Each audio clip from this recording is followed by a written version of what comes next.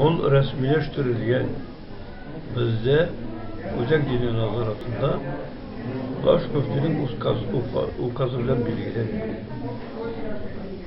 Bizim bu ukaz kengeytilgen Şura Meclisi'nde de plenumda da rastlandı.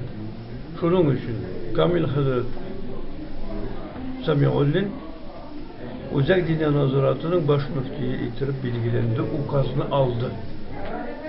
Esiyiz'de biz 4. May'da qaribız Allah nasip etse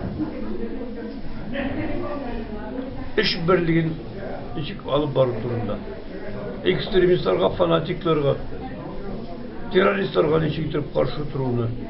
Mında birleş alabız mı yok mu? Ravil Hazret Gaynuddin bile Prezident Pastanesi gününde kilişken idik. Ocak Dini Nazaratı'nın bütün müftiyetleri kire Sovyet Müftüyü Rasiye. Ul kire Ocak Dini Nazaratı'na şunun bile Sovyet Müftüyü Rasiye Ocak Dini Nazaratı'nın kurultayı bulup falan. Ravil Hazret anın reisi bulan. Şunluk vakitte ukaz bilen benim oğlum Muhammed Hazret 20 yıldan artık Nazaratta işli, Başkırstan'daki mahallelerimizin yetekçisi de administrasyon Şeyhülislam'ın reisi.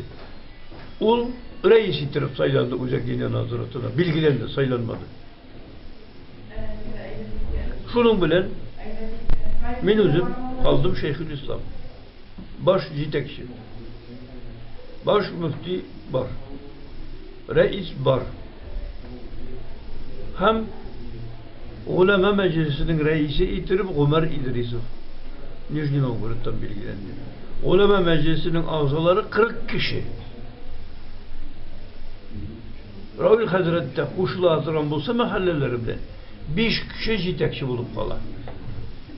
Uzunca kısa prezidyum. Şunun turunda söz var. Benim kitabım turunda değil. Kimlerdir? Kendir belki. Ne olursa etmesi nedir tutsun. Türkçekte değil, bir de bulsam da. Bu Allah'ın emri.